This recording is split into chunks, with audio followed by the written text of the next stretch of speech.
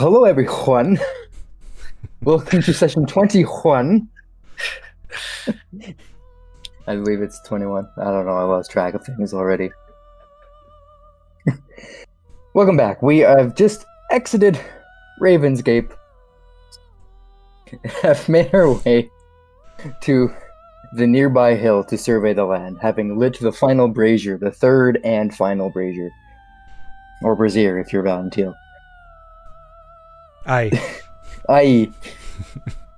And we have surveyed the land, and we have noticed, well, mostly Arnu, because she has very keen eyesight, and also towers over everyone else, so she has the best line of sight. Being 7'3" or something like that. Can see easily over the trees to a cave opening at the far end of the map. Northeast from here.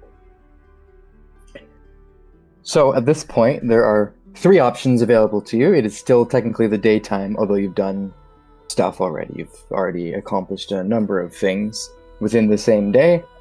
Writing a play, and then investigating for Sorsum Hill, and then lighting the final brazier inside of the cave. So it's been some time, but there's 3 options available if you wish to. You can make your way to Ravenskull Cave if you want to make haste and hie in that direction. H-I-E. Go quickly. You could spend the night somewhere in the cave or the woods to see what happens during the nighttime in that area. See what changes there. Or you can just head back to the village and restock, resupply, rejuvenate, all that kind of stuff. Or, 4th option, whatever else you can think of. So the floor is yours, the world is yours, as they say. They being I don't even know. That's what I say. You're not wrong. They say so many things. Well, I think we do the... Actually, Oh yeah, just a quick recap as well. You're looking for the wizard, Mhm. and then when you find the wizard, a way out of here. And your inklings think that there might be a 3rd person in here. Hitherto unseen and undetected. So we've got the wizard, we've got the lady who was working with him, haven't we, who is unconscious, and isn't there also the lady who was is it Simulacrum, the one who Simulacrum. used to have Yes. the shop? She Yes. might be around as well, for all we know, because something happened to her. Yes. Could be her, And could be someone else. Yeah, what have we heard about this cave that you were hinting at us going to? Have we heard any local rumours? So far, the only thing that's happened with this cave, it revealed itself after the 3rd brazier was lit. The interesting thing is this brazier was found during the day, Yeah. and you found a bell during the night, so there's another bell to still be found during the day. That being said, at night, the Jarl, Grosnalath, Oh my god. basically said What was their name again? Could you say it a bit slower? Sure, it's in session notes and phonetically spelled. I know, I still wouldn't be able to pronounce it. Grosnalath. Brovnala. Yes, the 5th at the end. Yeah. So he basically said that if all the braziers are lit, it heralds the end times, the doom of the world. Basically. Hang on. 1, 2, 3, 4. Do we have horses? We are the apocalypse. Ah, you are. Nice. Who's pestilence? Who's famine? Who's war? Oh, I'm war. I don't want to be pestilence. That sounds horrible. I'll be pestilence. I volunteer. Very on the nose. It could, of course, be the end of this imaginary world. And that's maybe our way out of the place. Yeah, it's kind of a very Link's Awakening type thing where it's like it may or may not be a real world and the people may or may not be real. But I think we've been assured that they are, for all intents and purposes, NPCs, where they only exist because the world exists, and so that when it's gone, they're gone at the same time. So it's not like they only exist to accompany this world, not necessarily on their own. Otherwise, we've got a moral conundrum on our hands, folks. Yeah, Exactly. They're not real. They're illusions. They're part of someone's imagination, aren't they? Because they're the same person who was paranoid about bulls. Yes. Oh, yeah. I forgot about that. Yeah. Weirdo. All right. Anyway, I just want to put as much difference between... Cave, then. What? Do we head towards the cave? As it's opened up, is there any clue that the only thing that's changed since we lit the brazier? Yeah. Yeah. So there's makes that, sense. and then of course the world will change at night too. So this location will become something else as well. Right. So yeah, you're welcome to do either. If you want to head to Raven Skull Cave at the end of the map, you can head there in any way you like, but it is a long journey. It's like a day's walk, and so you might risk exhaustion on the way if you don't stop to rest. If you do, there's no problem. But if you do stop to rest, Should we sleep then? Should we sleep there and see what's going on here for night, and then head off to the cave the next day? Yeah, I agree with that. Yeah. Okay. Yeah, if nothing else, it refreshes all the spells and everything, so it's probably a good idea. Because it's a full adventuring day, even though it hasn't felt like it. It'd be very... I mean, it would feel surreal, quite strange to be up during the day for a whole day. I mean, some places on Earth experience that, basically. So yeah, you're welcome to try and find a spot to camp. So currently you're on top of a hill, kind of all exposed to the elements. So there's the back to the cave. There's the woods. Or there's the foot of the mountains. Wait, Or somewhere. do we have? Did you ping where we are exactly? Yeah, so let me get the ping tool. You were here surveying the area. I mean, could we make it to the place with the buildings, VAR, Good. without like Yeah. putting a lot of risk on there? For sure. Seems like a nice halfway point. I thought we were gonna rest here though, just to see what happens here at night, because I don't think we've been to this cave at night. You have not. Oh, the gape? Yeah. Yes. Oh, so the exact opposite of what I wanted it to. Okay, yeah, no, that's fine. That's fine. We'll poke around inside the gape. That sounds like a good idea at night. The dark gape. It's more about clues, isn't it? Because we don't have that much to go on at the moment. Right. Yeah. It's not exactly moist in there.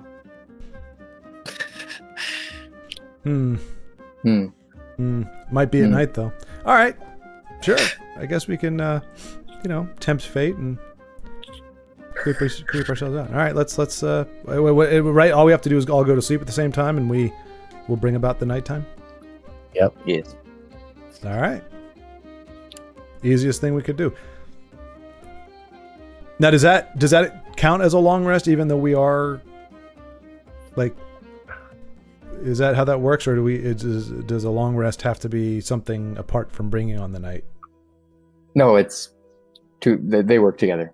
Okay. So you would right. basically long rest. You would have like 6 hours of sleeping, rotated watch. Normally you'd have rotated watch, but you're all sleeping at this point. So you're still welcome to take 1-2 hours of downtime each, if you want to do some downtime stuff. I need to read my book. Yeah.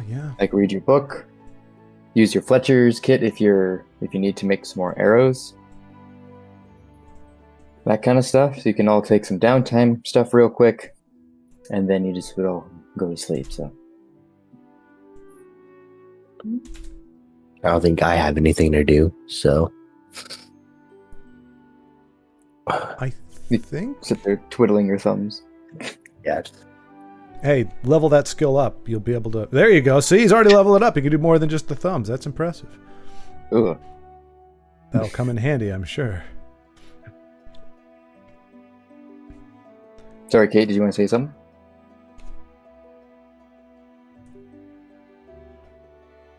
But yeah, I'll make some arrows. Oh, nice. Any special arrows? Or are you going to make some standard arrows? Your Fletcher's kit contains. I might replenish some stuff. Yes. Right? I was gonna. My tongue wrapped around itself. Didn't It's quite fine. catch that. Nor did I. Your Fletcher's kit does allow for specialized arrows as well, like slashing arrows with like crescent moon shaped arrowheads to slice ropes and that kind of stuff. If you want to, it's in the description of the Fletcher's kit. One day I'll make a more fleshed out version of that. But yeah, you're I think I welcome. might just finish some normal ones because I've used quite a few.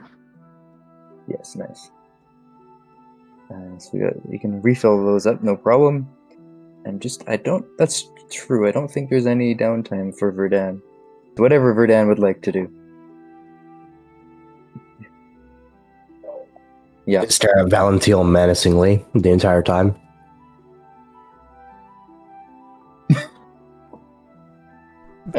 Valentil is suitably disturbed. He tries to shift his back and read his book in peace. Which book you reading, by the way? You got like a few.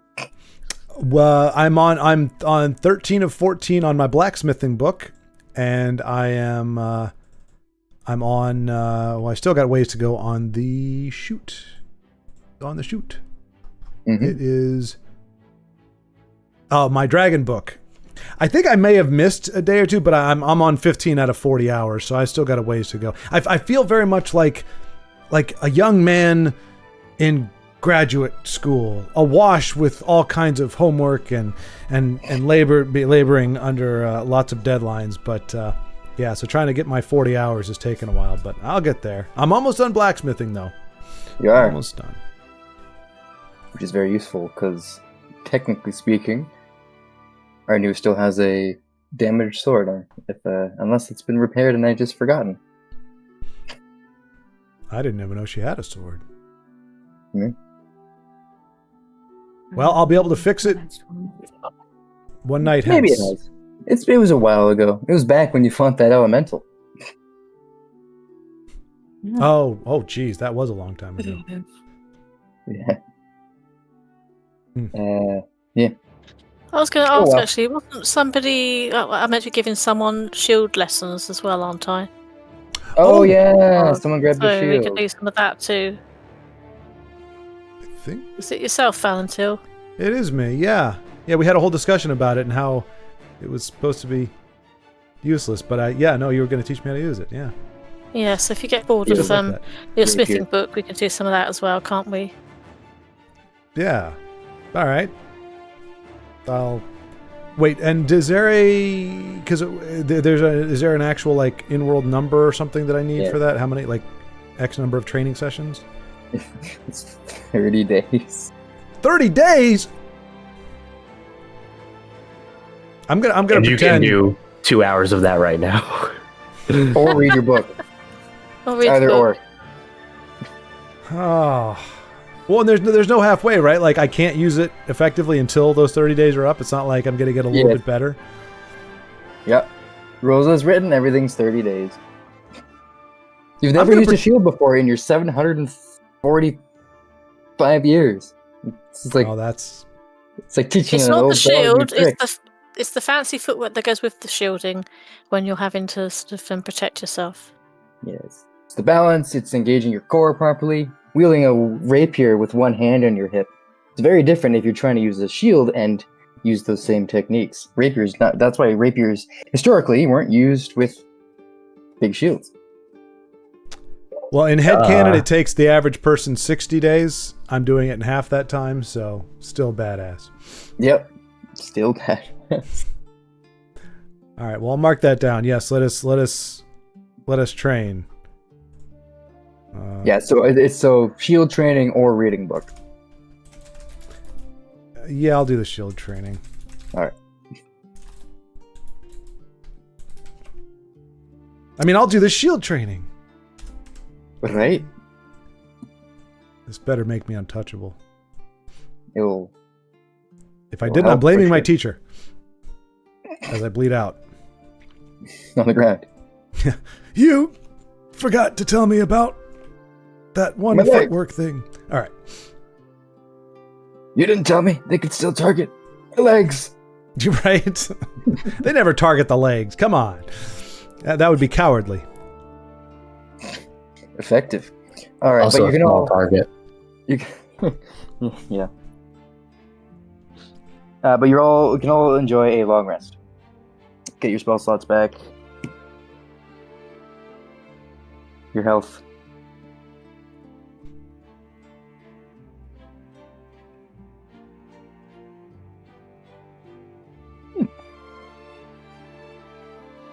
Excuse me.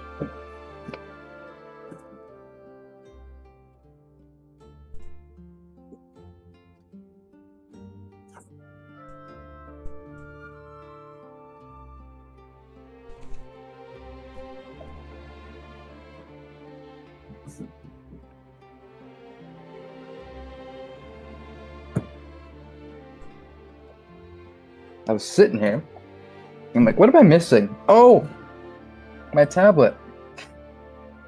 It has all your character sheets on it.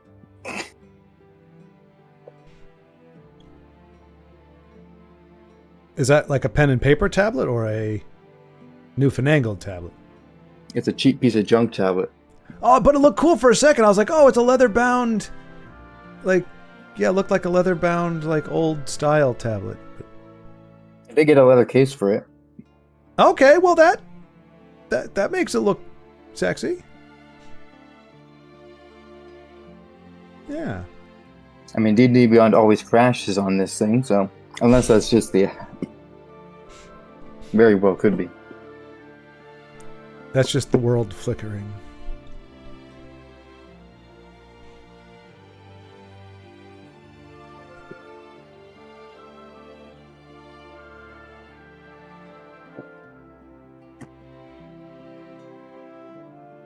Oh, there it is.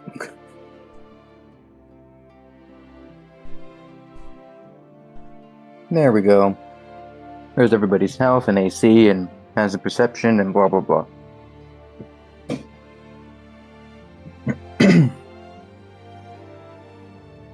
Alright, so you take a long rest, you sleep, and the map changes. Where is the nighttime?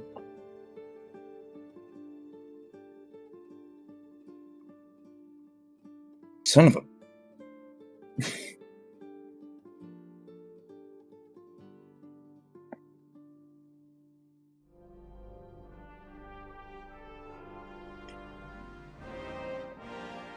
Nope, that's the wrong one. There it is, the one that's actually labeled as nighttime. Nice.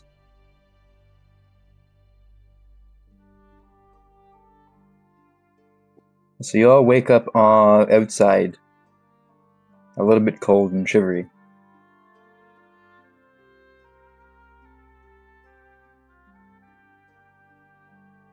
As where the cave of Raven's Gate once had been, there now stands a tall spire of stone. Looking up at the sky, can everyone make a perception check, please? As you look past the Eyrie. So during the day, it's a long tunnel, and during the night, it's a large tower. Yes, I know what you're thinking. No, I was just clarifying. That's all. I was just making sure it was a day and night thing. Yep. One's a long. One's a spire. One's a cave. Okay, just got that right. Okay, 5. You said perception. It's not called Raven's Bone. It's fine. Did anybody say anything? Where did that just... I got 20 because that includes my +4 on perception. 29. So that's a nat 20. That's 9. 29. 6. Nice. So with a 6... I don't want to look at it. With a 6 you don't notice much, but with a 29...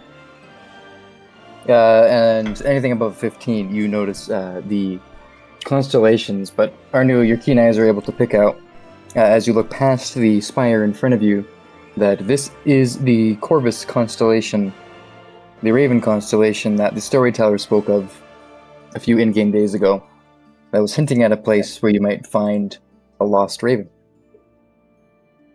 Which led you to this place here, because the one of the lines was turn a blind eye to something. Yeah, it's written down somewhere. Something. Something. Hold on. Nope, that's Raven Head. Blue Raven flies, Black Raven dies. Turn a blind eye from the Crow Road's spies. So spies being the stars in the sky, always watching over. Crow Road being the Corvus constellation. Because, you know, they like to speak in kennings. So Crow Road for the constellation. To see the lost raven return. So, turn a blind eye. You have found the Blind Eyrie, or Eyrie, or Airy, however you want to pronounce that word.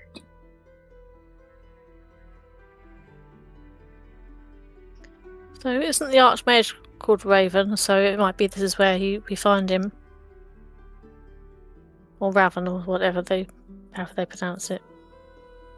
Yes, I technically don't pronounce it correctly either. I say Hrafyn, it's technically Hraf, or something like that. Where the H is kind of silent and the N sort of silent. Can I buy a vowel? Oh, so yes, what would you like to do at this point? You'll be holding the Blind Eyrie. Say we head on in. Alright. Well, you look for an entrance. There is none. You will have to do a bit of climbing in order to reach the top. Can never be simple, can it?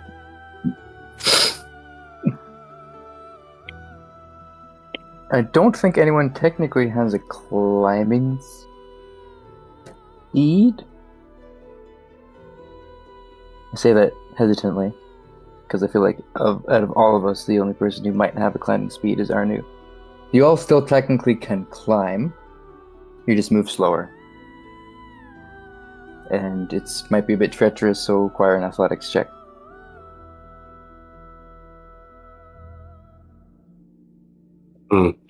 What's everyone thinking? So how high is this spire?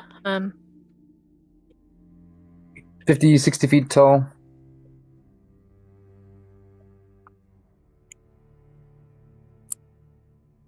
And So we need some kind of system, don't we, to make certain we have like safety holds and things. We have to maybe the most agile person goes first and hammers some stuff into the wall. yeah, does anyone have a climbing kit?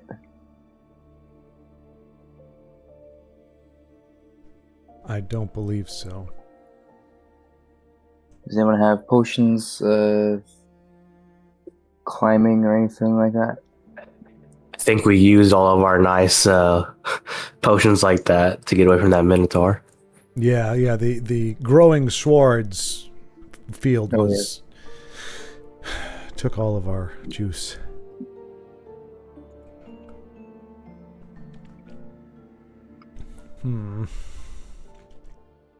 If it was daytime, I could flap my cloak and fly. But it's nighttime. Well, you can still cast daylight from that cloak. It says sunlight though. Daylight. I remember you saying there was something technical about that, how it might not be the same thing. It is technically.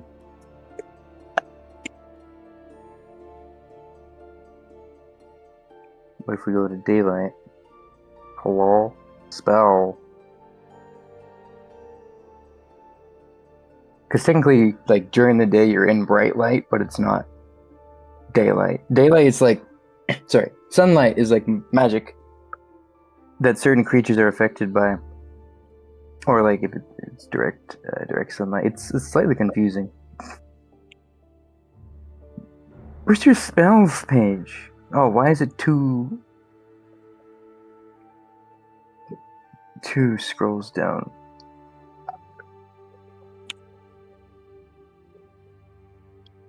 Bright light sheds dim light.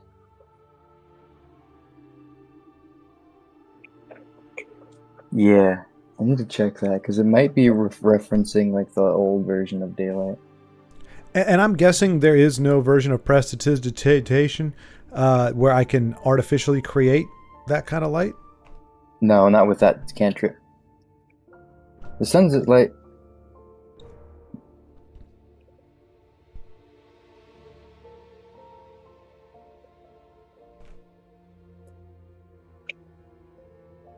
So I'm just double checking the spell. So the new version of the spell says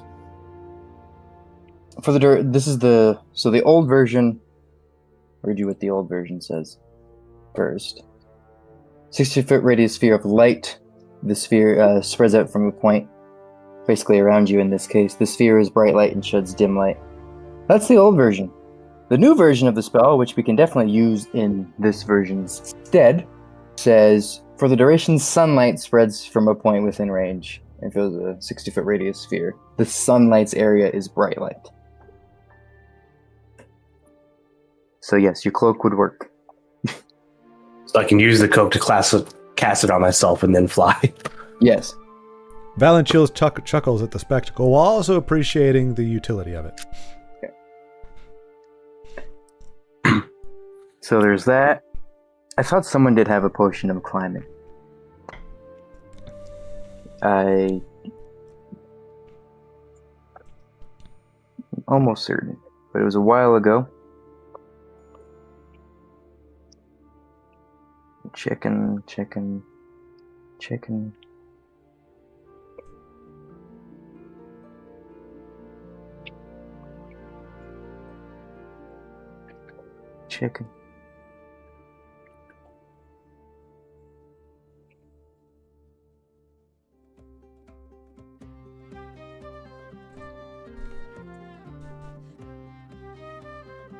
While I'm doing that, anyone else have any other ideas? You'll have to toss me. Grab onto my feet and I'll flap up and drop you off. What do you have a stated weight carry with that? I don't know how heavy are you? Incredibly light.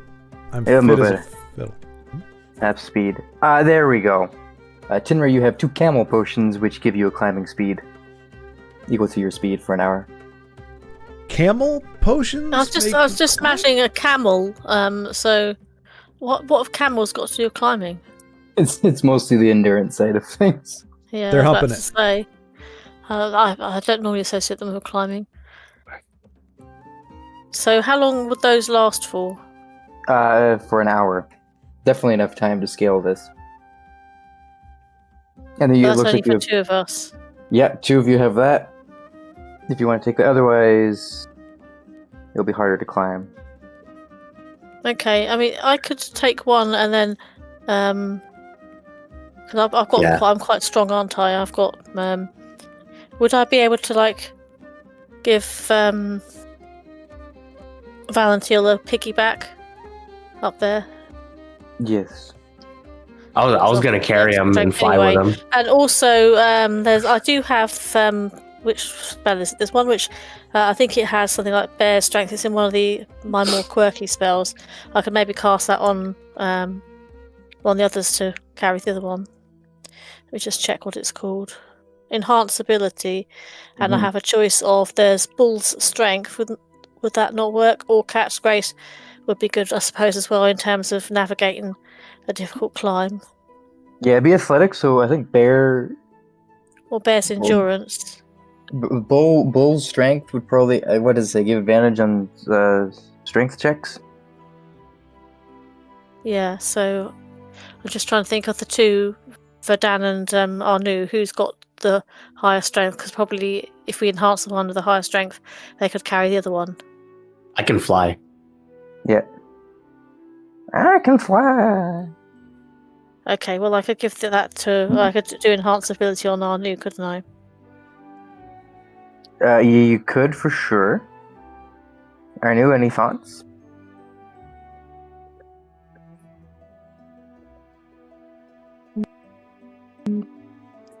At what climbing speed supposed to be? Usually an inherent climbing speed is like something like half your current speed. So 15 feet. 20 feet. 20 feet. Okay. Cloak of the Raven. Does it say you have to flap your arms? No, that was just for flavor. Yeah, I couldn't remember if that was actually... Oh, no, it does say, in an area of dim light or sunlight, you can grip the edges of the cloak with both hands and use it to fly. So you always need to have your hands on the cloak. Yeah. Yeah. But I'd fly up and Valentil was going to grab my legs. Yeah, okay.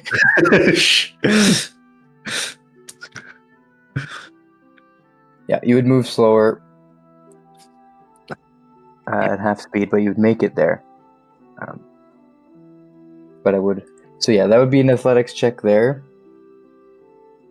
For me to be able to do that? For you to be able to do that.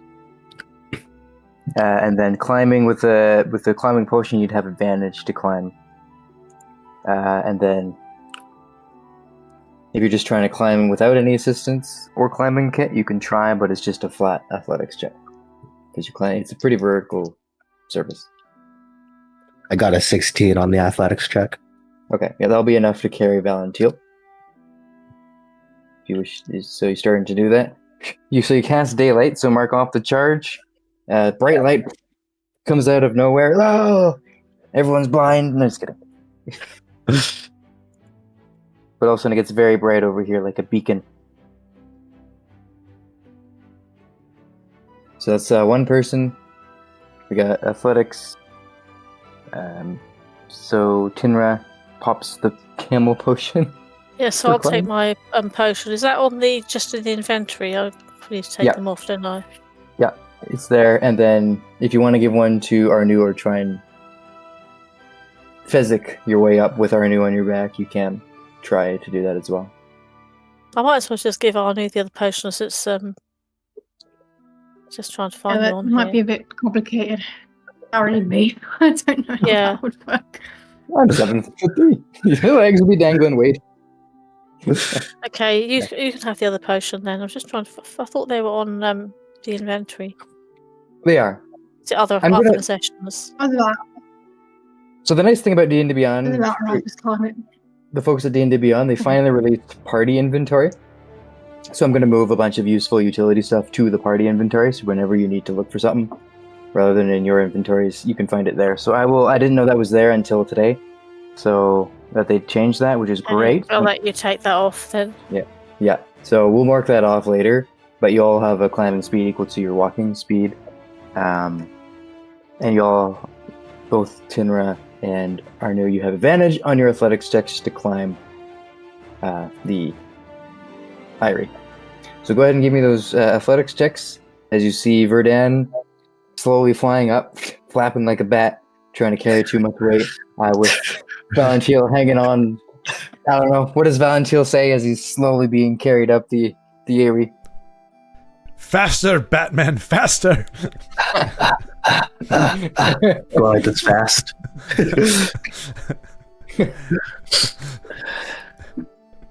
Well, including my +3 on athletics, I got 15. Yep, that's good. Is that good enough? Yep, that's good enough.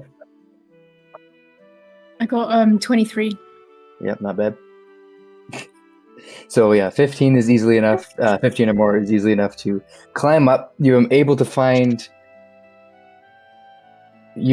find footholds enough that can support your weight, or you can get your little grip strength in there. I knew you have a little bit more claws or nails, whatever you want to call them, the ends of your hands. So you're able to find some other surfaces that Tinner wouldn't be able to hold on to, and you both managed to climb your way up to the top of the Eyrie. Why are there I hope three there's ways? actually a window up there, because if we've gone all the way up here and then there's no way to get in, it's going to be a bit of a downer, isn't it? All right. So you have scaled the summit of the Blind Eyrie. At its summit, you... Blah, blah, blah. Okay. So, I believe the first person who would reach the surface, no doubt, would be Verdun. And then, half a moment later, Valentil's eyes would crest above the surface, the edge of the Eyrie. Still hanging on, chirping him the whole way. And you notice, as you reach the top of the Eyrie, a colossal, gargantuan structure that seems to be made out of large tree branches, logs, arranged in it's like a curved surface. Sorry, in a curved direction. If you were to walk all the way around, it's almost like a cylindrical shape at the top of this Eyrie. And then as Tinra and Arnu reach their surface as well, you see the same thing. Almost like a big bowl made out of sticks. Tree branches, logs. Large wood. nest, one might say. Oh no, it's a giant large eagle nest, isn't it? There's a giant eagle's going to come and attack us any minute now. It is a Isn't that massive what nest. Maybe let's start climbing back down again, Sharpish. No, if it attacks us, then it's going to destroy the nest. The nest is the best place to be. It says a very tired and beleaguered Valentil. We didn't do any climbing. We just I had to train with a shield. Oh, and I pull that out. And I cover myself with it because that was the night before. gravity. And then You know he what? slept. See, if I try to add flavor again, goodness gracious. It's fantastic. It's just funny. I'm picturing I'm legit picturing being carried up, and then he complains about being tired. Classic wizard. Oh. Verdun didn't fly right. It was a bumpy ride. I'm quite fatigued. It's like this. His pants were slowly being pulled down. He had to fix them. Yeah. Mid flaps, like pulling them back up. I was going to say he didn't even provide any peanuts, but I guess if the pants were coming down, perhaps he did. Hey-o! Fell too close. Flew too close to the Eyrie to deliberately scrape until against the rock. It's been a long day. All right, are we fleeing or are we? Well, what do we wait? Tinra, eagle? Did I miss? Why do we think it's an eagle, or is it just because it's an Eyrie? That would make It's sense. a giant nest, Well, isn't it? There's twigs and things. Well, that's what I'm wondering. Could do ravens probably a make raven. nests? Yeah, that's. Yeah. Ravens. No, to be fair, I was think just it's saying an ravens. eagle to be for a laugh. 'Cause I just thought it's the type of thing that you get in a bad movie, isn't it? That's very true. Yeah. But not in this game. If it's an eagle, it's not a bad. It's not bad. It's good. What? It's Anyone a who big wishes- bird. What if it's Yeah. big bird? Oh. Hey, Snuffleupagus. Anyone who wishes to is welcome to make a nature check. Nature. Do I see Buddy Nose over there? This is very nature-like. Oh, come on! I rolled a 43. wooden dice. It should give me a freaking good nature roll. What'd you get? I only got 7, so don't worry, you can't got worse than that. Well, I rolled 23. 18. 23 is good. I rolled a 1, but I get 8 because I'm big on nature, apparently. Yes. So you, Valentil, you recognize this as a big nest. Well, Verdun. Verdun does. He rolled 23. Valentil recognizes this as a big nest. At the very least. With a 23, 18, 7, unfortunately, you also noticed it as a big nest. So you were right. However, as Tinra voices, oh, it might be a giant eagle, and Arnu, you say, oh, it could be a giant raven. Verdun, working with your mentor, has given you great insight into the nature of birds for some reason, and you recognize that this nest is much too massive to be a giant eagle's nest or a giant raven's nest. Actually, it's not one of those. But I don't know what it is, I guess. Yes. Okay. No, it's not any type of like bird you would ever know. It's not a giant owl's nest either. Can you see are there any like feathers left in it? Anywhere at all? Currently, the only thing here seems to be the nest itself. There seems to be no trace of any feathers. If there were, it may have been long enough that they were blown off the Eyrie. I'm going to pronounce Eyrie 20 different times this session. Different ways. I would say, if anything, we should poke around the roof, like take a look, see if there's like a door that actually goes in to the tower. Yeah, so this is just a stone spire. Something completely made of stone. Technically natural occurring geological phenomena. And this nest was built atop this. And it goes up for a while. You can climb. If in order to see over, you would need to climb or fly. Well, I guess I can kind of quickly fly just to take a look, like, I guess. Because I guess we can't see into the nest because it's so tall. It's super tall, and it's a very it has thick walls, so you can't see through. Unless you have like an axe or a saw. Because they're actual like logs up there. It's absolutely massive. So we're smaller than whatever this creature's droppings would be. If it's that big, we are uber pequeño. Yeah. They wouldn't even notice us. We're like fleas, for crying out loud. I'm sure it's fine. Yeah, I'll like fly up, and just like see if I can see what's in the nest, see if there's any more information to kind of get off of that. All right, so you fly up to the nest. Cresting over the ridge of the large trees and logs, you see that the nest is empty. Assuming you don't land in it or anything like that, if you're just taking a look, you see that it is completely empty. You don't see any eggshells, egg casings, and you don't see any feathers at all at this point. It just seems to be an empty nest. But as you fly up here, you do notice that the sunlight, the bright light that is cast from your daylight spell around your cloak, seems to be pushing back a little bit harder against the night up here, as the darkness seems to be a little bit more intense.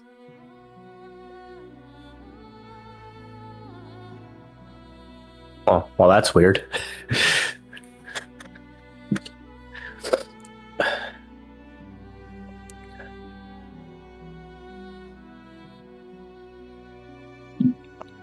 Let's see.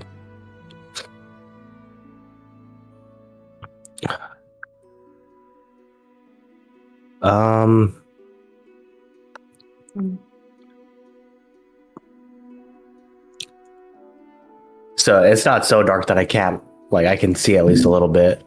But it's just, I'm noticing that it's getting darker, essentially. Yeah, essentially it feels darker up here.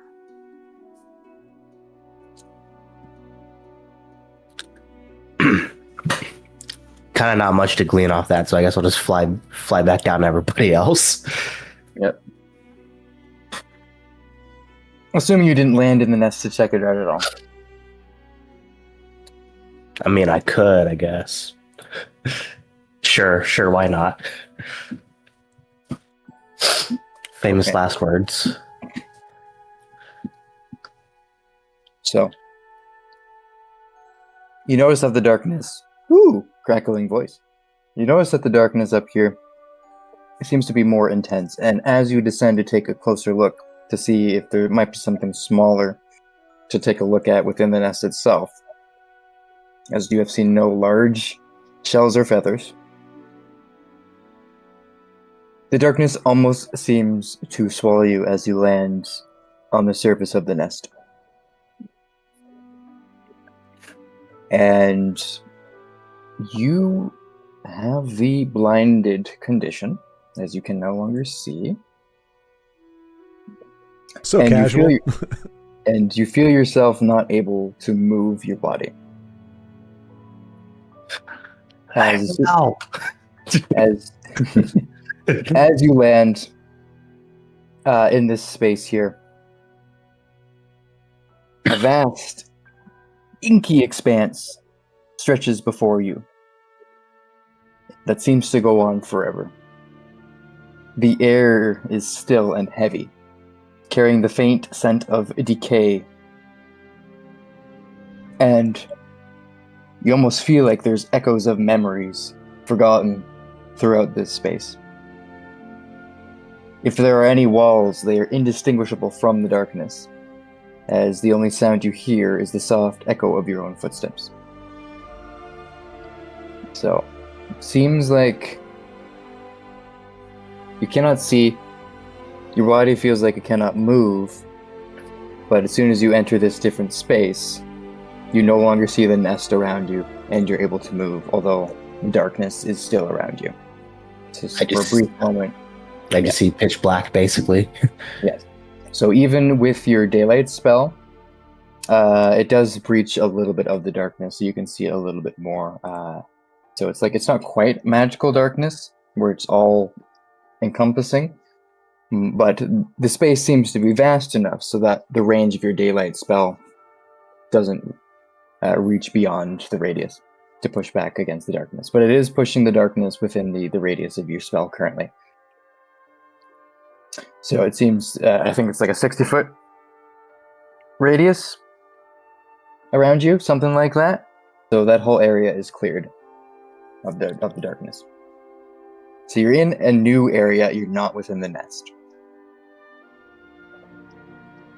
I guess everyone else would probably realize that they're not hearing from me and probably come check it out, right? Yeah. So after danger. 14 hours... 5 weeks later. He'll decay eventually. I mean, okay, he's paralyzed, he can't move, but can he shout? Or Well, technically yes, but he's in a new space. it might be worth just calling to see if we can hear you or not. Oh. Would Verdan shout, or would he just be like, huh? He definitely would just be like, hello? Like, Yeah. confused, like, hello? All right. He would eventually be shouting, yes.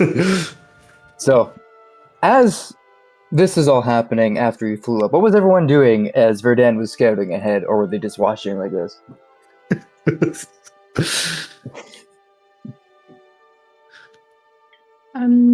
I probably had my bow and arrow out, just watching for anything that might come towards us whilst we're out there. News at the ready. I would be chuckling at the spectacle, so yeah. Like, look at him flapping his arms like a guy flapping his arms. No one's got my back here. I do! I would, if you flapped your arms and fell, I would tell you to stop falling. I But care. we've still got time left on the potion, so I might try climbing up after. Yes, after about We've got an hour on the potion, so if he hasn't come back after about 15 minutes, 10 minutes. 10 minutes, I think we'd better, those of us who still got the potions, are better try and get up there and see. All right. Now, So it's easy enough to climb without needing a check on this one. It's easy to grab handholds. I don't know if this would be cheating or not, because we like in meta we know something has happened to him, but there's almost a part of me that would say like tie a rope around your waist or something, so that like once you get up there, if something were to happen, there's a way to follow you in or see if you've disappeared or something? Well, Too late. For all you know, it's just a nest. Well, that's what I'm saying. I feel like that would be. It could be something I would say, but I don't know that I would have thought of that naturally. Yeah, I would say, especially with your check earlier, it's like it's the big nest. You're gonna enter a big nest. What's in the big nest? Even Verdan thought that. So But we all know Valentiel is just a little wiser than most, right? I mean, we know this. It's been proven many times, many ways. All right. Well, I guess Tinra's gonna join him. I mean, I'm gonna be left behind. I'm gonna be the only one still alive out here. No, I was going because to say, do you want a piggyback? Because I've got the climbing potion still, and I'm strong. So Oh. You can also try and climb yourself. It's easy enough. Oh. Well, no, Tinra, I'll take a ride. I mean, I guess if I can climb myself, at least should. it'd be a bit smoother than being flapping all over the place, wouldn't it? It's true.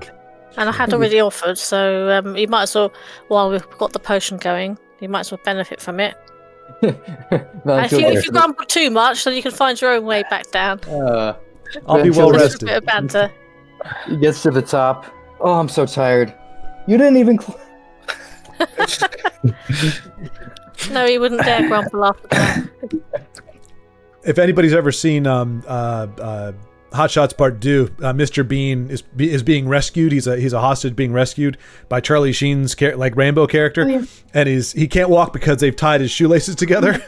So he's being carried, and every time he's like, steady there. He's like, oh, I need a drink of water. I'm famished. And so you've got Charlie Sheen carrying him. He's trying to gun down guys and everything, and he's trying to lean over to get this guy. He's like, little closer. Oh, it's not even cold. It's just the guy's complaining, but he's being carried everywhere. It's quite comical. But anyway, yeah, that was funny. Oh, you know what I'm talking about? Yeah. It's a good film. I have not seen it. Maybe I will someday. Oh, that needs to be on the list. I've seen that, but I haven't actually seen Rambo. That's the funny thing. Oh, well, to be fair, I didn't see Rambo until after I saw that. I just knew it's a buff guy with the red bandana. Like, I didn't know either. I just assumed it was a, run and gun movie. But yeah.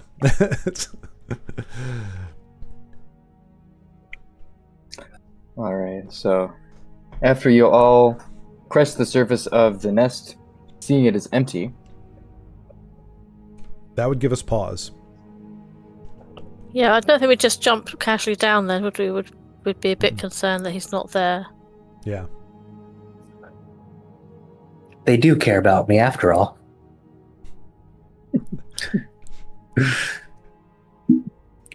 We do. All right, so we wouldn't see you. Okay, well, I guess we'd call out and see if he can hear us. Yes. So, sir, so far you're like on the ridge of the nest, and you haven't gone into the nest, yes? Right. It looks like you're petting nothing over there. It's hilarious. I know, I just see the hand doing this. It's like, okay, so you're currently, you call out. Verdan! You hear nothing. No, neither of you guys hear anything. Except in the distance, like a crow or something in the woods below. All right, well, we know he came up here. We know he had no way to get down. So there's something nefarious at work. How do we address that? Oops. How do you address that? Could I do one of my or should someone stay behind? Sorry, Kate. Oh, What's that? sorry, what was that, Kate? I was about to say something, but you go first. Should we all just follow after, or should someone stay behind? I was going to ask actually whether I could do an Arcana check and see, because obviously there's something supernatural going on here. He's not there, and see whether that gives any clues as to what's going on. Yeah, for sure. Yeah, you can make an Arcana check. If anyone has like detect magic or anything like that, you can give that a go. But so yeah, go ahead, give me the roll there. I have a wand, don't I? Don't I still have my wand? Yeah, I think you do. Yeah, just you're got an right, 8. sure. I've got 18, but I don't get any pluses, so it's just a flat 18. 18's pretty No, good. stop attacking the dice, for goodness sake. Come on, come back and have a cuddle. We'll resolve that Arcana check before, while Valentil tries to find which wand to grab. With an 18, you can definitely sense that there's something else here that you cannot see. The darkness, you definitely get a sense that the darkness here is a little bit thicker. And as you get closer to the actual bowl, the interior bowl of the nest itself, that darkness seems to get a little bit more intense. I think Well, we'd halt Sophia. on the periphery then, wouldn't we? Do I get a sense from the Arcana check while Valentil's still rummaging around for his wand? Do I get a sense of anything sentient, or is it just physical darkness? It is definitely more physical, and you do get a sense that there is a magical nature to it, but it's not a creature. Not portal-y, so it could be a portal or something then. Yeah. Okay. So I think we halt on the edge of it because we don't want to. We need to find out more information. Let's see what Valentil comes up with. All right, well, apparently I have the biggest bag in the world and the smallest wand in the world, so it took me forever to find this, but I located it, and it's got charges, and so I'm going to wave it around and cast Magic Detection. Ho! Le poof. Le poof. And as Valentil says, Le poof is a great elven tongue. My mother used to say that all the time. Le poof. You definitely get a sense that this is conjuration magic in nature. As in teleportation, portals, that kind of nature. Rather than an illusion of something that's not actually there. So Okay. this So space like takes you to a different teleported somewhere. Yes. Maybe we're just supposed to follow them. It's just where we're supposed to go. Yeah. Yeah, it doesn't seem like there's much for it. I mean, yeah, YOLO, right? Which is weird because you'd think if you're thinking you only live once, you'd be actually a lot more reluctant to do anything stupid, but I guess it's the inverse in this crazy mixed up world, so... Oxymoronic. I cast YOLO! Tumble downhill. Dwarf style. Right. So yeah, do we just want to jump in? I think we've got a little choice really. We can't just abandon him, can we? Maybe we'll find another way out that doesn't involve having to climb down this massive cliff. It's actually a lot harder to climb down than up. Boy, that's scary stuff. Especially for me, to be honest. So I think an alternate route would be preferable. Arnie's quite lithe, I'm sure. Sure on her feet.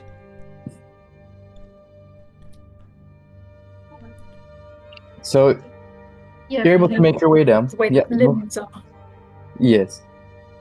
Speaking of limbs, you're able to find tree limbs in order to find your way down that stick out enough to break your fall, logs that stick out just far enough to offer footholds, and you're able to make your way down without problem. If you do fall, you're not going to get impaled by a branch.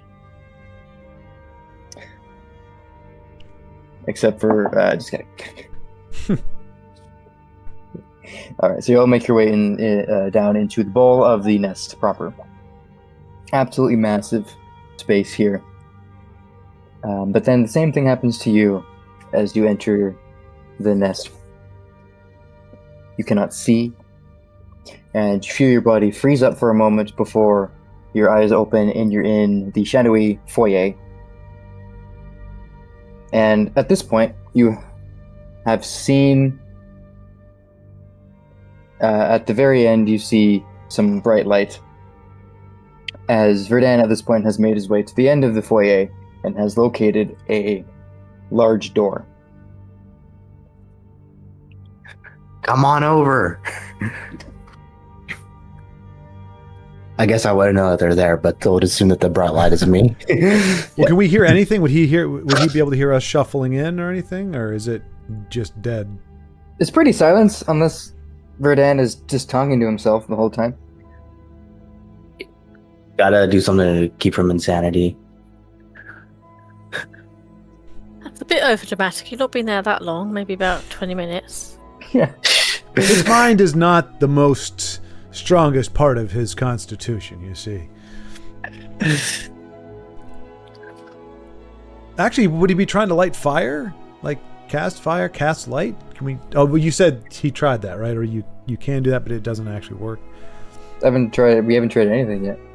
Yeah, I was gonna originally say that Verdan would have just stood in place because he would realize that you guys would eventually look for him. Hopefully. It's not like it's super large space. You've been able to make out a door after moving just a little bit. Okay. Yeah. Well, I'm hanging out by that door. Yeah. Like they can see your bright light at the end and catch up to you, no problem. Because 20 minutes, 15 minutes, long time to just stand there. I'll just sit down and meditate. Or that. So yeah, if you sat down, meditated, waited, they would show up behind you. And Oh, hey, guys. all just show up one at a time. Valentino rolls in. So tired. Oh, what a long day. But you eventually make your way to the door at the end of the foyer after greetings and salutations. And the door is a large iron structure with a ornate-looking iron, like steel bowl door knocker, right in the center of it. And as you approach, this bowl's mouth opens and starts to speak. And it says, "Ah, adventurers, you've arrived at our door. One that is and will be not the same as before. How does it open with no handle or lock? The key to enter is a short, rhythmic knock. The drums echo deep in the chambers of time. What is the trick to making pitchless sounds rhyme?" And then the Luckily, mouth Valentine's a stops. magician, so he should have this. Or not, Verdan is. Who said I was a magician? What? What magic is this? Musician. I don't think anyone's actually proficient in an instrument. That was a little bit of meta there. I happen to know. Oh, right. Deep down, Verdan knows music. A pitchless sound. Yes.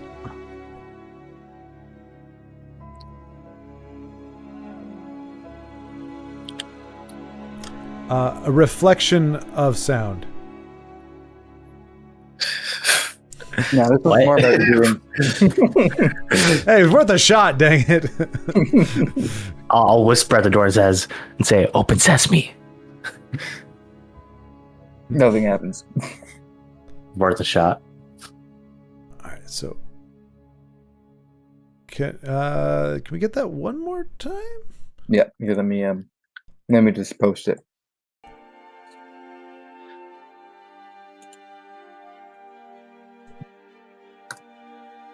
Oops. All right.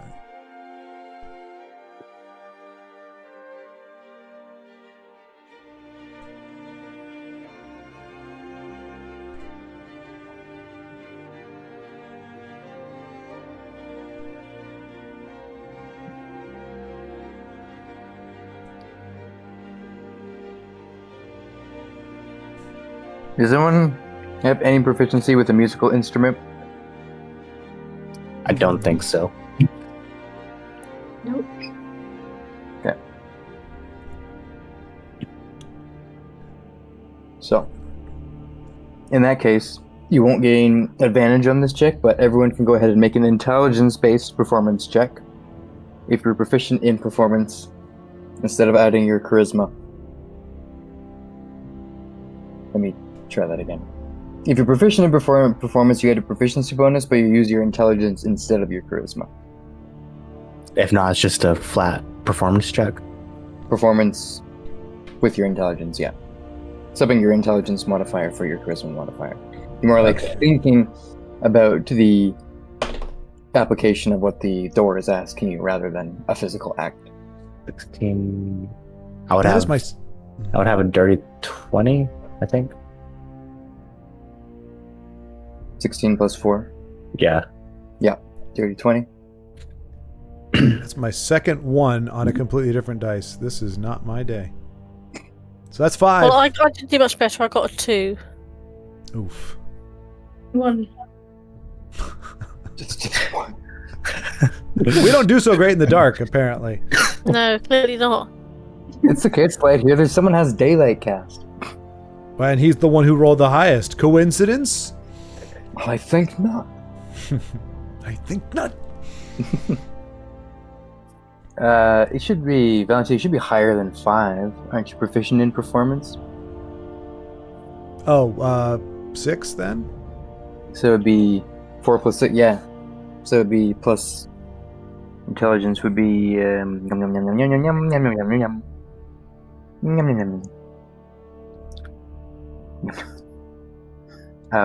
5, 6. It'd be plus 6. Yeah. So 7 again. I'm just. Sorry, I just realised mine's actually got a +2 on it, so it's 4. Nice. Even better.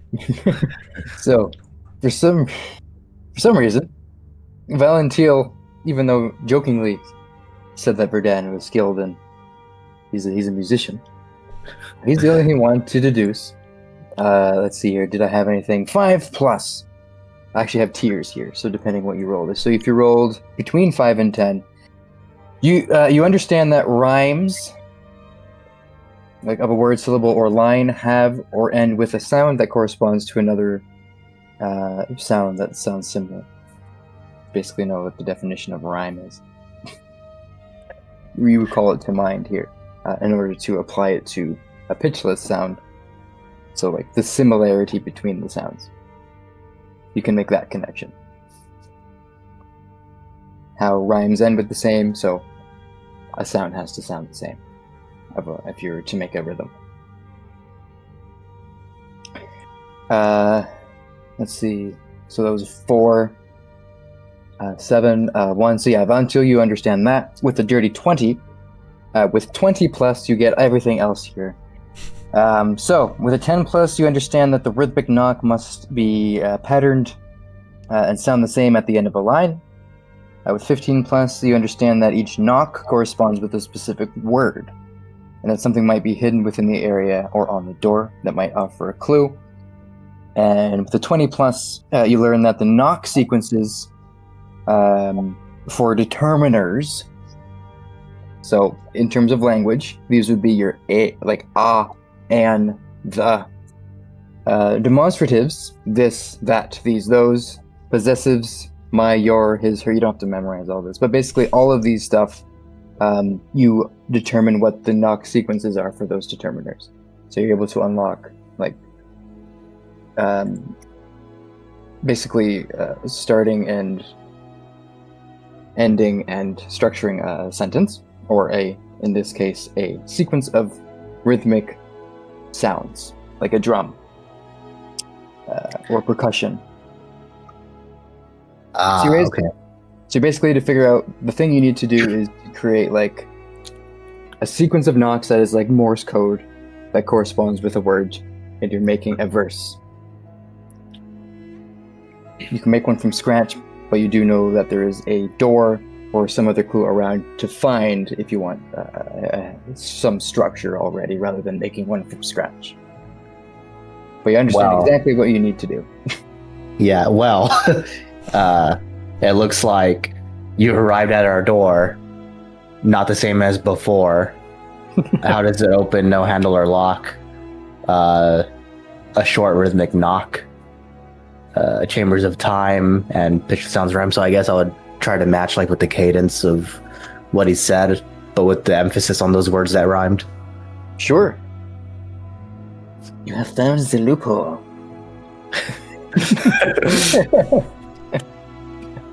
Well done.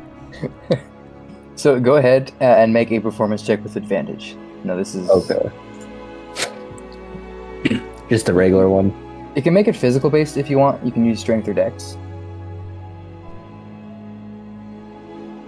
Okay.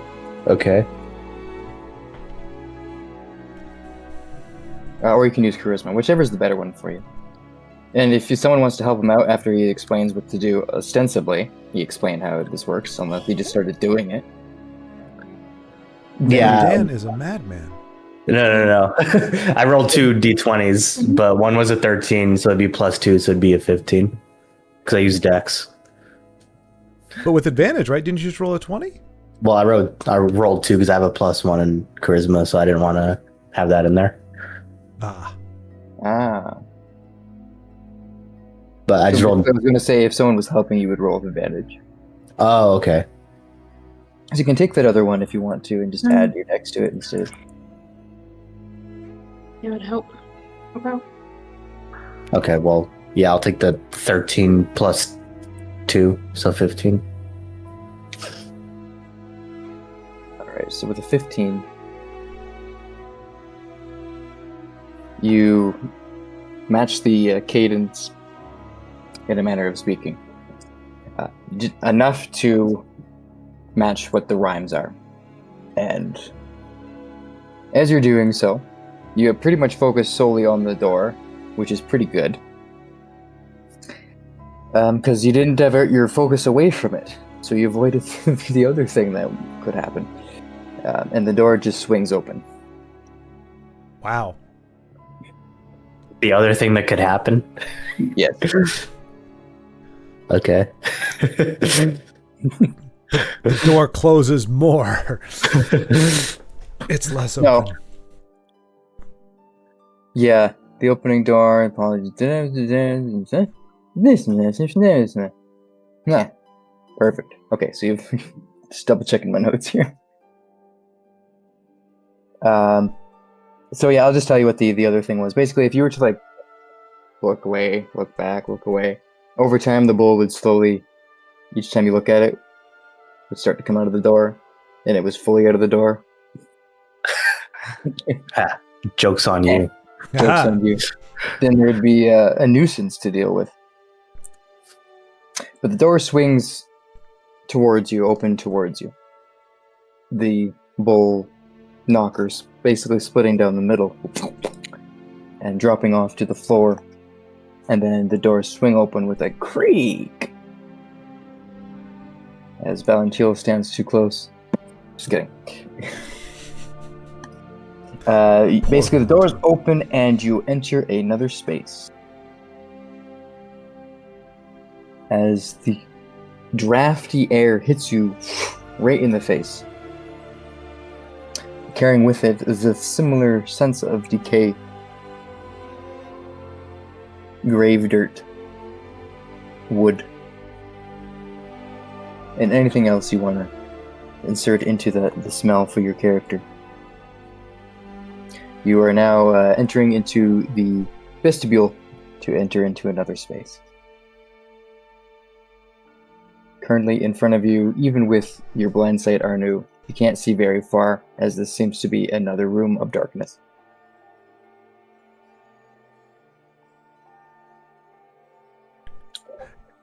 Can I just say this is the worst giant nest I've ever been in? Yeah. The worst. I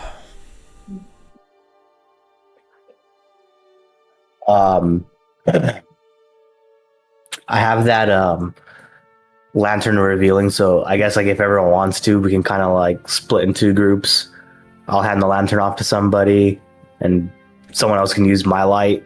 I don't know if that lantern revealing would be bright enough to kind of at least help a little bit navigate the space we're in, so we can kind of take a look. You still got your daylight spell for a little bit longer, And the torch of revealing would reveal if there's anything invisible here, which it does.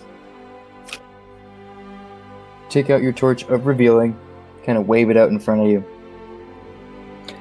and you see a bunch of, well, every once in a while, drifting in front of you will be more of those phantasmal skeletons that you encountered in the labyrinth.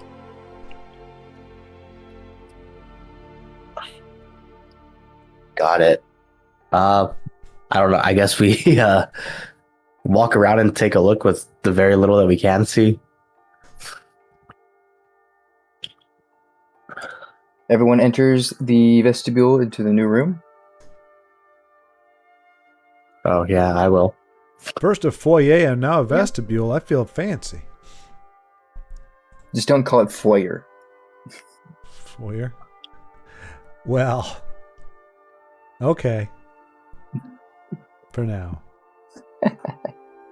Hopefully Denise is still there. I was going to say we could take a break here just before we enter. Okay. I am still here. I'm just very, very tired. Mhm. So I'd rather carry on for a bit and just make it a shorter session.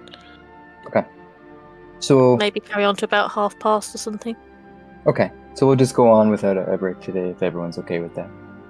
Sure. All right. So as you all enter the space, then, assuming everyone does so, yes. Mhm. Okay. Yep. Awesome. Everyone, go ahead and roll a d4 for me, please. Hey, a 4. Nice. Finally. Great. 2. Well, a traditional for Tinra, you can guess what she got, can't you? Hey, we covered got the one. spectrum. We 1, 2, 3, 4. Yeah, she's got a 1. I think my You know luck's deserted me now. That actually works pretty good here. So, as you all enter the spaces here,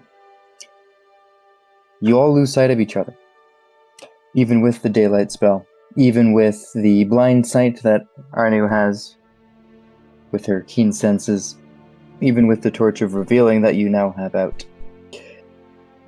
Arnu, you end up in a vast chamber dominated by webs. There are webs covering the wall, large cobweb-like structures surrounding you, and lots of strands of webs, various thicknesses, like lasers, laser across your path that you now have to navigate.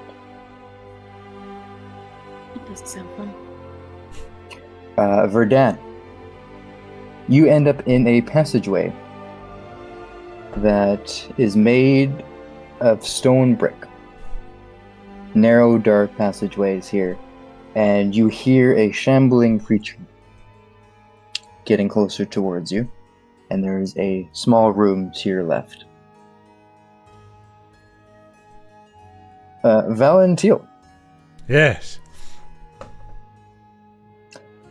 many walls surround you, Hmm. made out of carved stone that stretch up to the ceiling.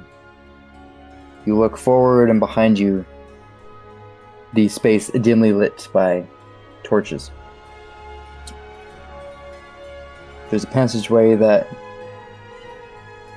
angles around just as it slopes downwards behind you and then turns to the left. In front of you, a passage continues on a slight incline up and then angles to the right. And you hear the sound of a bellow coming from behind you, somewhere in the distance. In the A friendly passages bellow? behind you. A welcoming bellow? Most decidedly not. Hmm. I thought so. And It Tinra, might be misunderstood, mightn't it? Exactly. It Yeah, might very well be. misunderstood. It's probably Be another my blooming friend. Minotaur knowing our luck. Tinra, you end up in an outdoor ruin that is surrounded by a graveyard. Oh, blooming heck. There's going to be lots of undead here, isn't there? Currently, you don't see anything else, but you're just standing just outside of the ruins, and the graveyard is just all around you there. You are all. Are the ruins? Is it daylight in the ruins or is it dark? It's nighttime. There is the moon outside. The- Starlight, you can technically see a little bit. But you're all in different passageways, different spaces yet again. Welcome to the labyrinthine catacombs. Yay. Yippee not. Ooh. At least I'm not walking into spider webs. That's good. So wait, did we just get very unlucky that we all, like, we could have doubled up or whatever, but because we all rolled different numbers, we all end up in different places? You all ended up in different places. Just happens to work. That's pretty cool. Pretty cool. And you now have, each of you have basically a challenge to overcome. If you do finish your challenge, basically if you navigate your space before someone else, you can basically determine, we'll randomly determine it, but whose space you end up next. So there might be a chance someone else might be able to help you if you end up being impaled by something. That seems oddly specific. That was an example. He was looking at you, Tinra. Gosh, I hope that's not... oh, boy. You're all on the right-hand side to me. You're the one with the bellow, aren't you? With the Minotaur bellowing at you. Arnu has spider webs! Yeah, but they're No, pretty but- fairy and cute, aren't they? No! But, an unseen bellowing creature sounds worse to me, actually. Yeah, I'd rather cuddle up with a spider than have something bellow behind me. Wow. It could just be a cuddly little teddy bear that just bellows. Y'all are judging... Don't judge a book by its bellow. It's like when I put a some type of big cat's roar into my Build-A-Bear many years ago, but it was a monkey. Wait. Same energy. You went to a Build-A-Bear, built a monkey, and put a lion roar in it? Oh yeah. What's wrong with you? 'Cause it's funny. It is funny. How do you build a monkey at a Build-A-Bear? You get gored by the Minotaur. Oh, I see. Ask questions, and this is what happens. Comes up behind you, right up the ramp. Valentine stands there. What's that? Oh, And that's just kidding. Oh, this boy Irish and old. Oh, what's that? I fear no bellows. All right. So, what would you all like to do?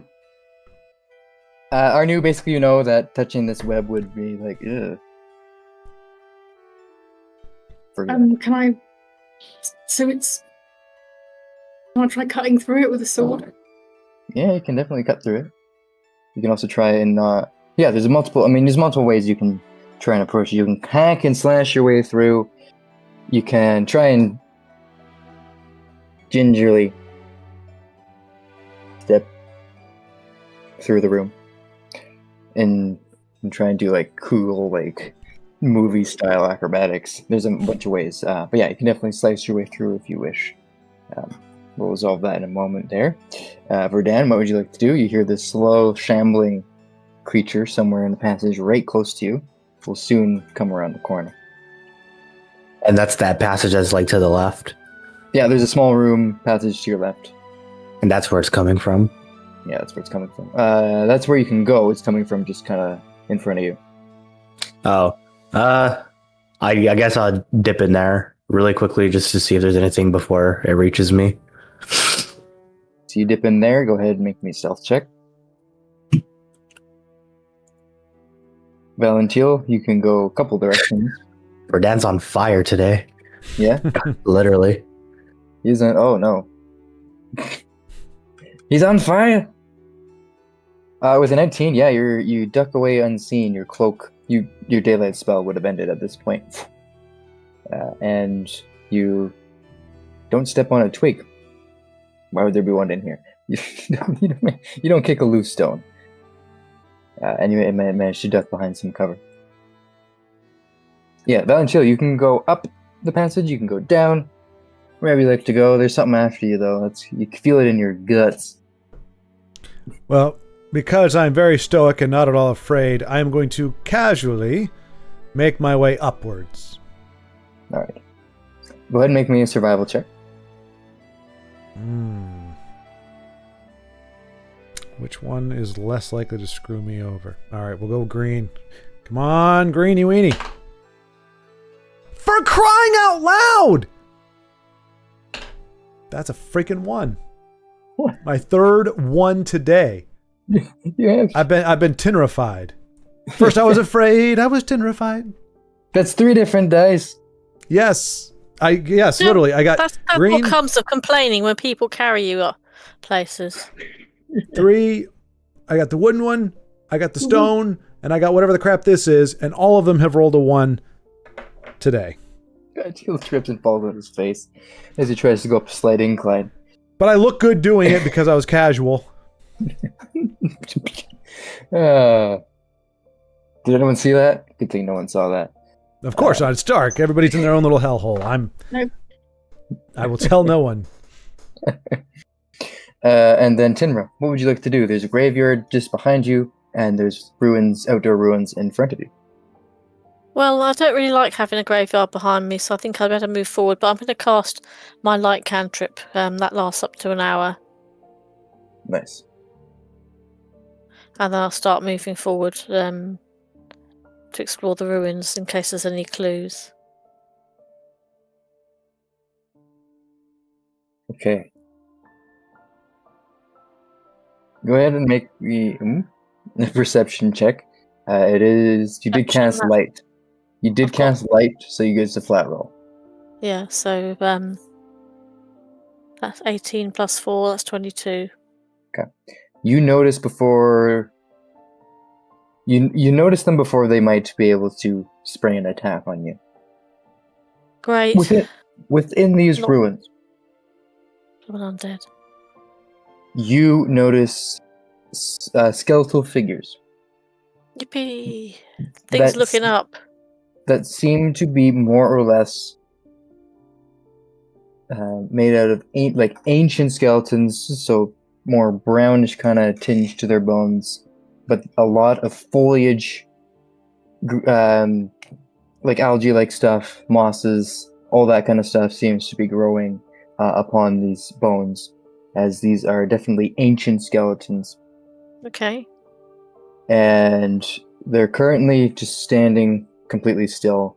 You notice some skeletons on the ground, but one of How them many is are we standing up. talking about? How many? Currently, you can see only 3. 3. Okay. So one's standing, the rest are on the ground, where they're Yeah. moving.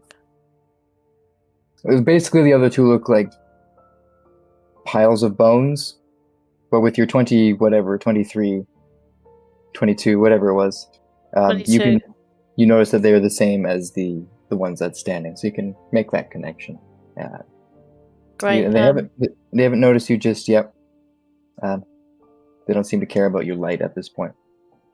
That's good. Can I do? What was that check we had in the last session where you can get insight into creatures? What's it called again? If you want to determine what kind of creatures these are and recall your knowledge on these, you can make a religion check. Religion check. Do I get any? I should get some pluses on that, shouldn't I? Yeah, you That's get plus some pretty 3. good. You get some good bonuses at least with the. I think you're proficient in religion. Oh, look, Yeah. my app crashed. So 14, 15, 16, 17. Yeah, So with that's the with a plus 3. With a 17, you recognize these as awakened skeletons. And let me just pull up the actual information on those there. I mean, they probably take half damage with an edge weapon, then, don't they? So it's good. Just I've got a mace and I think it's a flail, so at least they're good weapons against skellies. Yes. You got a mace. You got technically a morning star. The mace is still on you. Awakened skeletons. Let's see here. You can turn Yes. them as well. Yeah, need resistance to piercing. Not technically to slashing. But the bones don't do super well when they're subjected to bludgeoning force. Yeah. let's see here. So yeah, they're not super difficult to have to deal with if you needed to, but you do also recall with the 17 that they tend to have the foliage growing on them seem to act like mini ecosystems that house insects and other types of creatures, sometimes living plants, plant-based monsters, and that kind of stuff. Sounds a bit worrying. Yeah, so far they haven't noticed you, but that's what's in your particular space. And then Arnu, getting back to your idea, still want to go ahead with hacking your way through? I might try to see if I can get through without sort of avoiding it, but with slashing through it as a second option if that fails. Okay, so you go ahead and make me an acrobatics check. How deftly you can step your way through here. The DC for this is quite tricky. It is 20.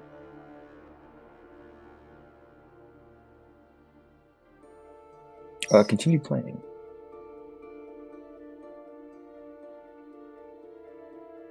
Oh, 9. Okay.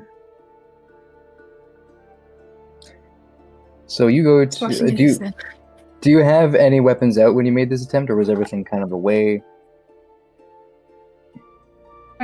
I think probably away, because just in case I don't want to get a weapon stuck in it or anything. All right. Well, despite your best intentions, stepping over something, one of the swords sheathed at your sides dangles just a little bit too precariously to one of the strands and breaks it unintentionally. And you have alerted a couple things in here as the thicker strands around you start to vibrate. As skittering towards you are a few spiders of the giant variety. And Fantastic. you also notice another creature shambling towards you that seems to be half spider, half zombie. As a grotesque looking creature that is partially made out of spider legs on its bottom half, and its upper half seems to be more of like a human torso, similar to the burrowers you've seen earlier, but seems to have more like a web sack on its back as well. And Arnu, I need you to roll initiative. And there's going to be a few things going on here, so I need to. 8. 8. Okay. I'm switched to the other dice, I think. Alright, so let's see. How do I have to go about this? I think I have. Let me just pause this for a moment.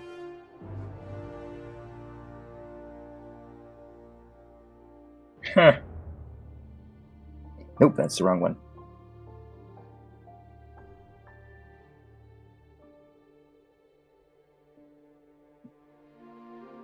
Do do do do do do do do do do do do.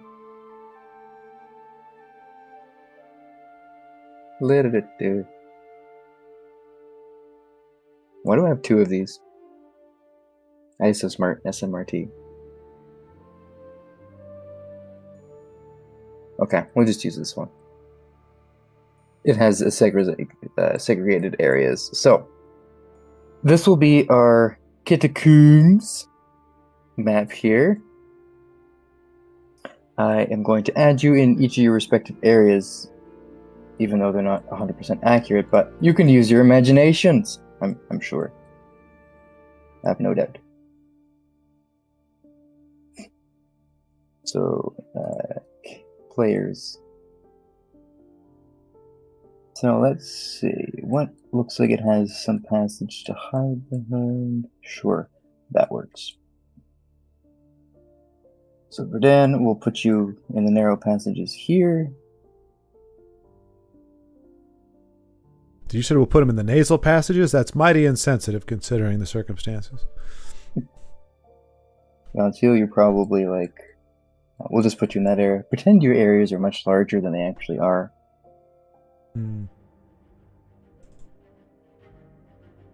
Hmm.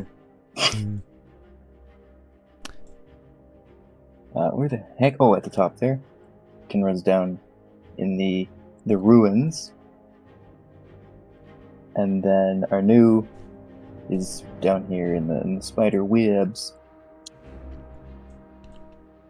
All right, monsters. Spooter.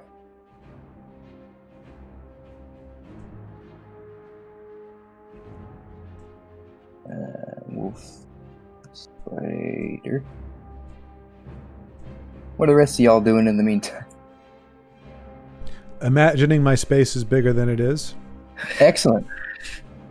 I guess I'm still hiding. Yeah, you're still hiding. Yeah, as you continue to hide, you look just out from around the corner of your hiding place, and you see shambling by, basically a Draugr-like looking creature that slowly walks by with, I think it's between 3 and 5 long tendrils coming out of its back. He looks lovely.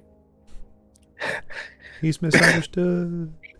Yes, fleshy tendrils extending from its back. As it slowly shambles past you. Doesn't notice you, but do you have a shambling thing now here?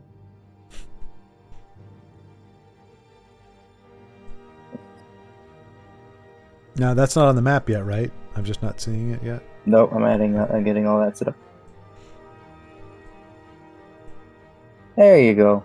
Arnu, you see that coming towards you there.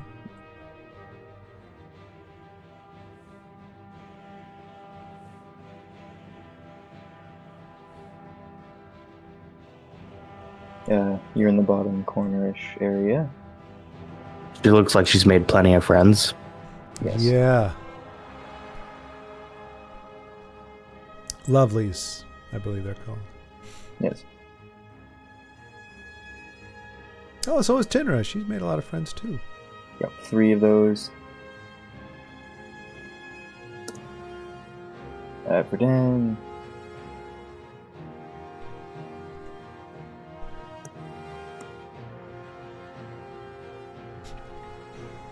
It's shambling past.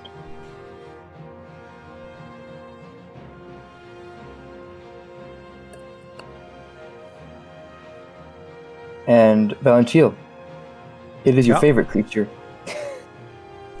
Oh.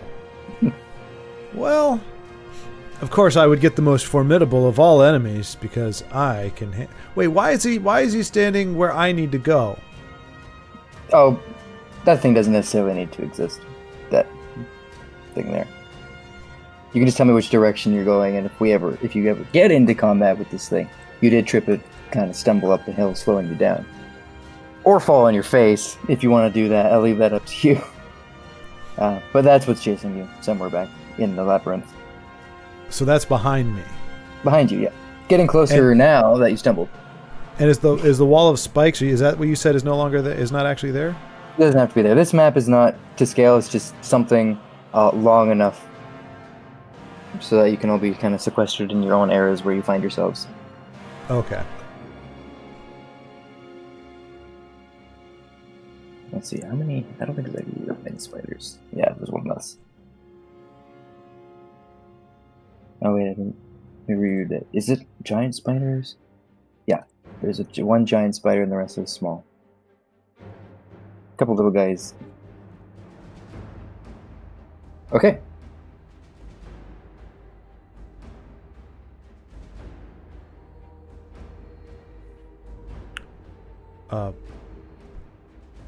Hooters. Oh. Hooter. Wow.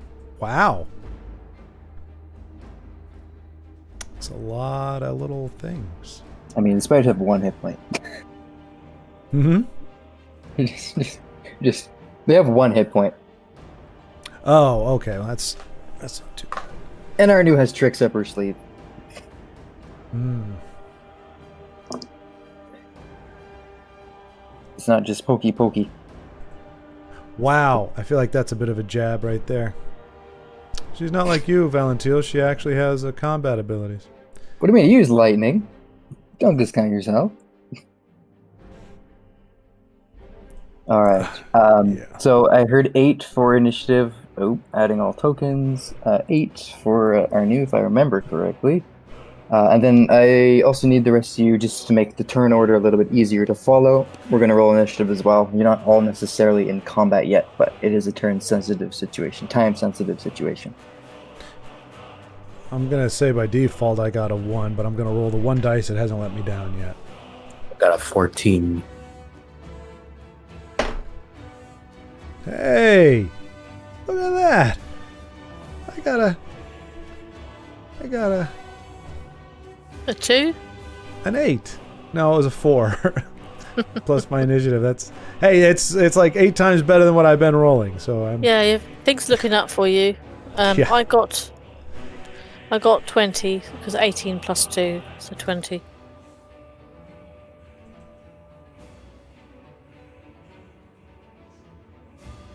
Nice.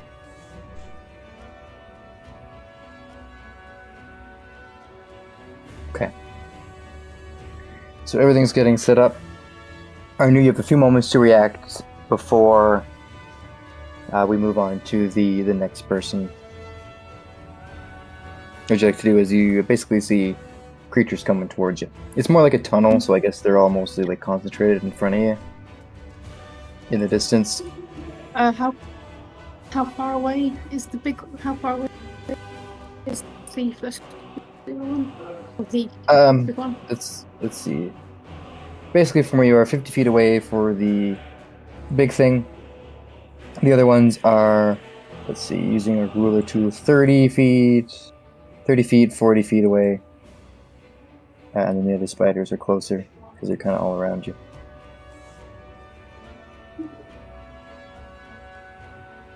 Yeah, something like that. So the farthest one is 50 feet from you still, at the end of the tunnel.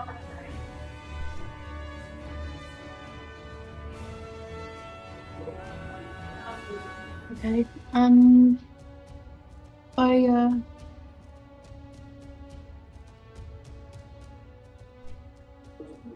If it's possible, might try to cast what's it called?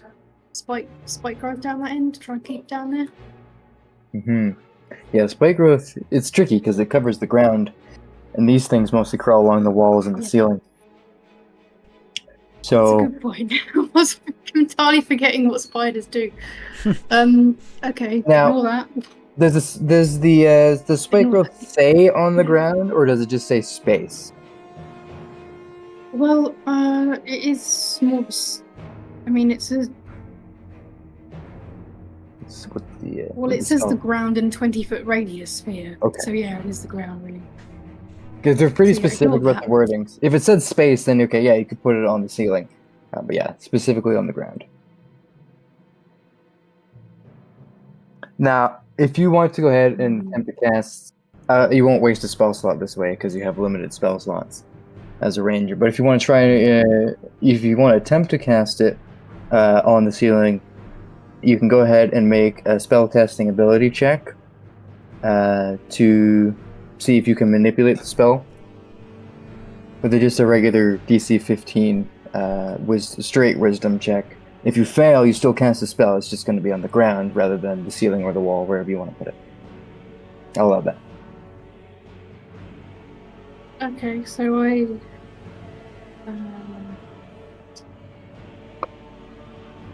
You just click. Roll it.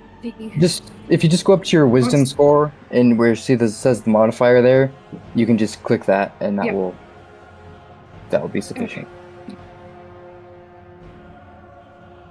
Oh, just rolled off 20. 11. 11. Did it land on its side, or did it land flat? Because sometimes the digital dice. The virtual one. Yeah, they can still land on their side. It happens all the time to me. Oh, I see. Right. I'm not really sure, but. Okay. Yeah. All right. If a digital die ever lands on its side, if it ever is cocked, you can re-roll it, because they land on their side all the time for me. I think it's a hit. Yeah. If it landed flat, yeah, 11 is unfortunately not enough to manipulate the spell beyond what it normally can do in this case. But you're able to still cast it on the ground if you wish to. You can also choose not to and do something else. Yeah, I think I probably would.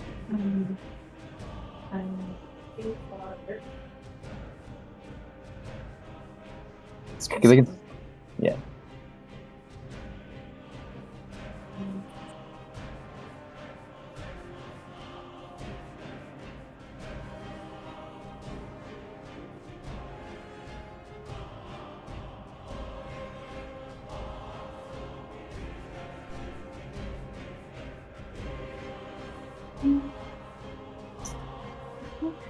What to do here? I might just I suppose if those little tiny ones, like I don't know how far away A, C, and B are, but I suppose if I could hit them and get them out of the way quickly. Yeah, absolutely. You can see them skittering towards I'll you. do that then. Yep, okay. Actually, you know what? I can make this easier for you. I just realized rather than have a million of these things, there's a reason why. Oh, son of a.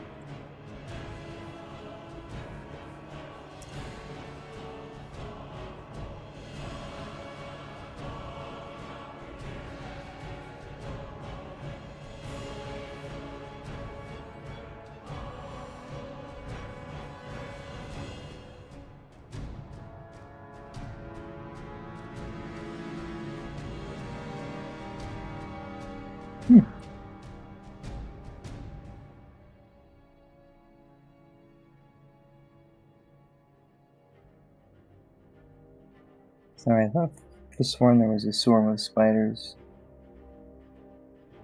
So I'm like, well, that would make it way easier. But it's not showing up here.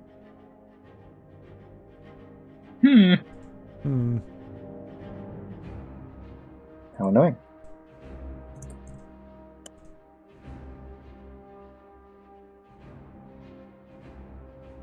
No?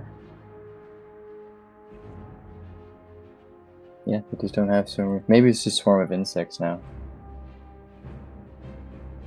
Spiders are not.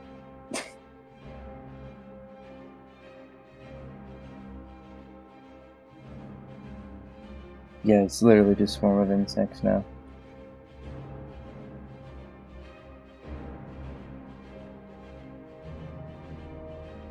So that works the same way. Okay, we'll just use this one here. Swarm of spiders. That'll make it easier to keep track. So yeah, there's basically a bunch of them scurrying towards you rather than all these other little things here. So you can still hit them, there's just multiple. So I can... Okay, so I'll attack them. Yeah, so they're like over here-ish. So you can still, you can run up and hit them, or you can attack them with your bow. Try and hit a few of them. I'll run up and hit him to get a couple more attacks in that way. Okay, so, yeah. Just short sword attack is an 8. 8 will, yeah, 8 will miss, unfortunately. The second one is 17. Yeah, that'll definitely hit. And then with your offhand, 7 damage, and the other hand.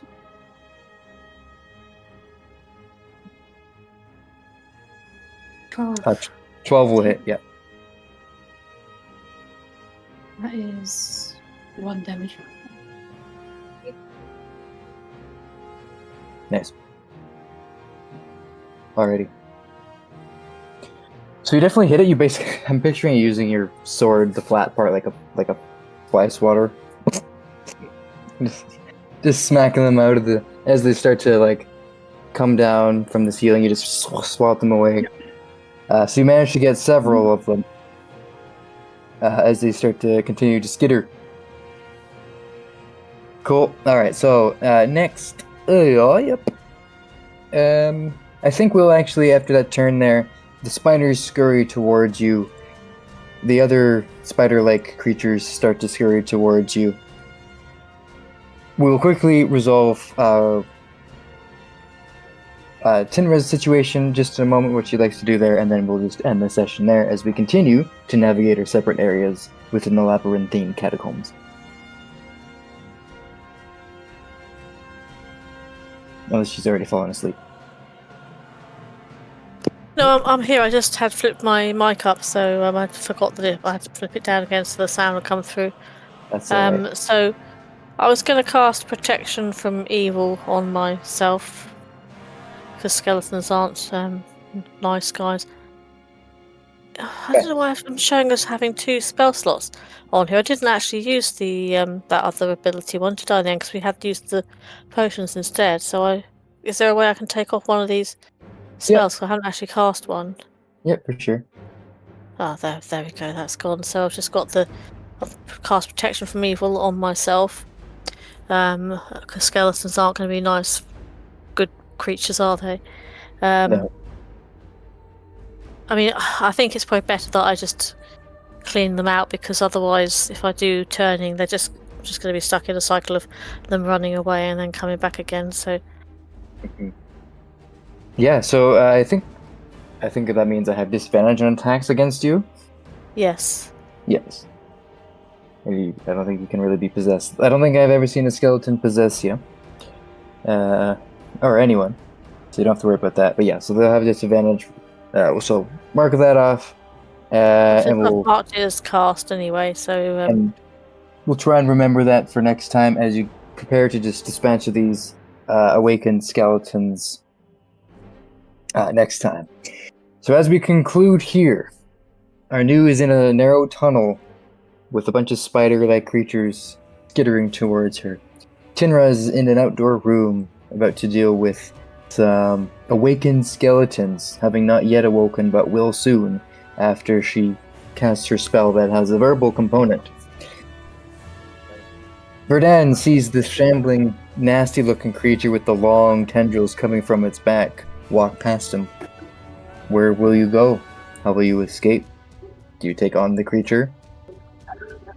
Speaking of taking on creatures, Valentil trips up a little slight incline as we go. I don't appreciate the editorializing.